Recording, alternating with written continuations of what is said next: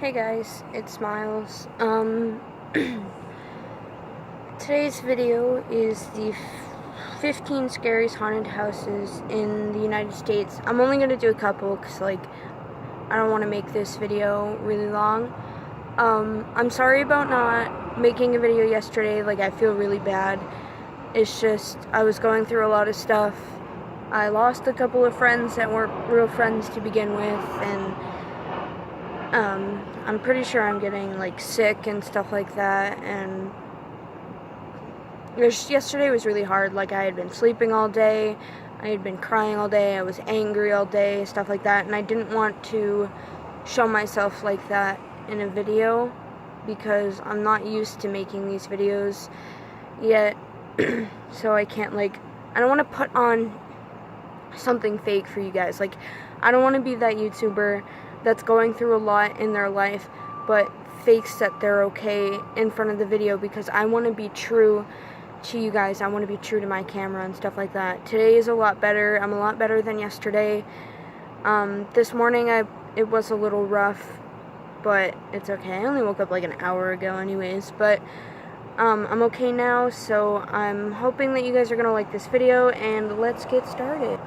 So I decided that I was going to make the video really early today, just to, kind of make up for not making one yesterday, and the lighting is 10 times better because you can barely see my face. It's all if I put my hand in front of my face, you can see it, but then it's 12:50 in the afternoon, so it's pretty light out, whereas I'm usually making my videos around 4 or 5, and the sun's kind of dying down a little bit, so it's not as bright. But alright, I think I'm only gonna do about 5 of them, and maybe make this a series, continue, and I'll have 3 parts to it. But alright, number 1 is the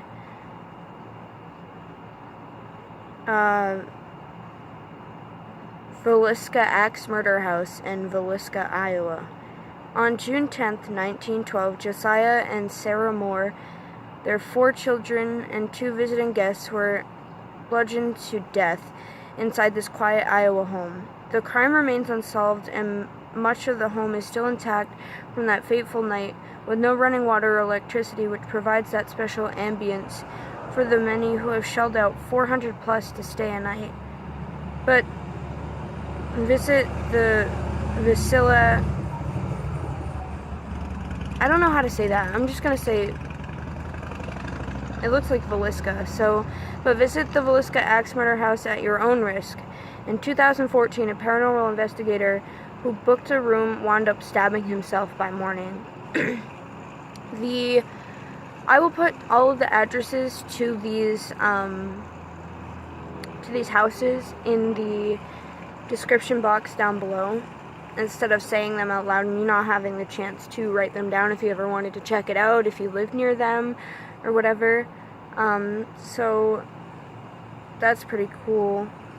I mean, it's not cool that some guy ended up stabbing himself in the morning, but that's the picture of one of the rooms in the house where most of the people stay. Number 2 is the Sallie House in Atchison.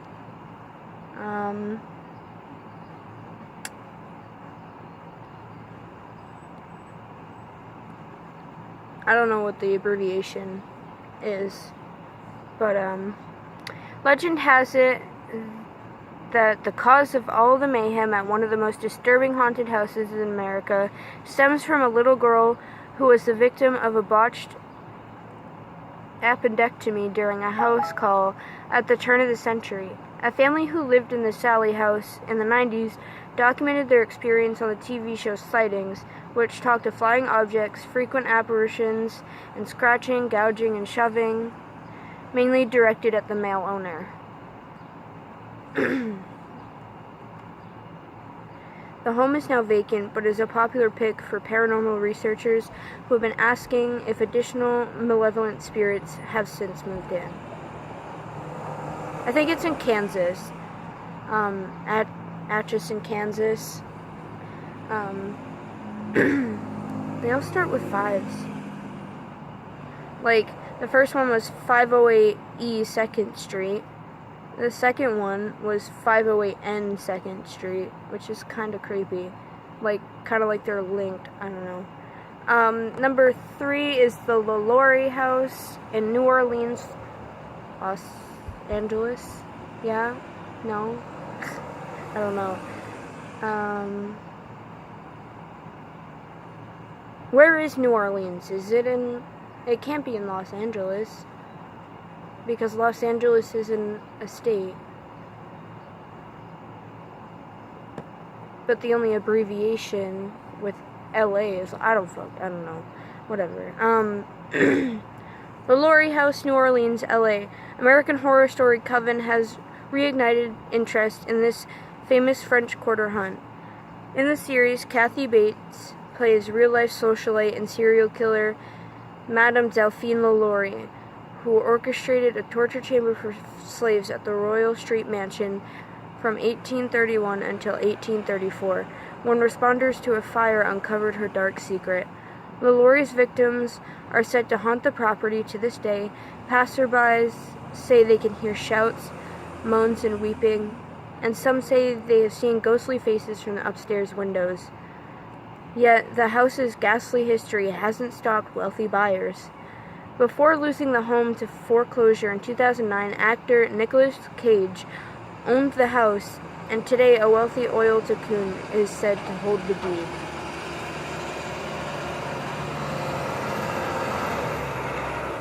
That's pretty interesting. If y'all want to see the picture, that's the picture. Sure, most of you have seen it in American Horror Story. I've never watched American Horror Story just because I know there's a lot of flashing lights in some of the episodes of each season, and I don't do well with flashing lights. I heard it's really good, but I don't plan on watching it anytime soon. Alright, number 4 is the Bell Witch Farm in Adams, Tennessee. It's the age-old tale of neighbors at war. A woman named Kate Batts believed her neighbor John Bell cheated her out of some land, and so, lying on her deathbed in the early 19th century, she swore she would haunt him forever. The Bell family said they experienced physical attacks, heard chains dragged across the floors, noises in the walls, and saw odd-looking animals in their farm, including a dog with a rabbit's head. Today you can tour the property's cave and reconstructed cabin and stop by for the annual Bell Witch Festival. This is the picture. Alright, and lastly, number 5, which I've been here, I've walked past it, I've been inside. It was a couple years ago when I went to New York City, when I was in 8th grade, so that was a while ago. That was maybe like 3 or 4 years ago. I went there with my choir to see something on Broadway, and I don't remember. We were just walking around, and I had stumbled across West 10th Street, and I saw the building, and I wanted to go inside, and it was pretty freaky. Like, everything that's listed here is probably true. I don't know what's listed here, but it was freaky. And when I went to New York with my choir, I had brought my Ouija board with me just for shits and giggles, like in the hotel room that we had in New Jersey. And I used it, my friend and I used it in this house, and our results were freaky as hell. So, number 5, the House of Death, New York, New York. The city that never sleeps is probably just too afraid of the House of Death to close its eyes. The famous brownstone off of 5th Avenue that is reportedly terrorized by a whopping total of 22 ghosts, which is true. The most famous is writer Mark Twain, who lived there from 1900 to 1901. The most heartbreaking is the 6-year-old girl beaten to death by her father, criminal prosecutor Joe Steinberg, in 1987. In addition to the sightings of Twain and the young girl, residents say they have seen visions of a lady in white and a gray cat. That's wild. because I remember talking to Mark Twain himself on the Ouija board, and he was just telling me stuff about his life. Like, he was afraid of the house and everything, like, he was seeing stuff. And he told me that one night he saw the girl, he saw the whole scene of her being beaten to death by her father in the middle of his bedroom. Like, in the middle of the night. Like, it was probably, he said it was like 2 a.m. or something like that. And he saw it happen, which was crazy. I mean, he saw, like, you know what I mean. Like, a transparent version of it happening. And it was, that house is crazy. Like, I had the mad chills. I left, like, as soon as, if that was really Mark Twain I talked to, I left as soon as he told me that he watched that little girl's father beat her to death. I was like, nope, I'm done. I wanna go to my hotel room, or at least go to Times Square. And I went to Times Square afterwards. I'm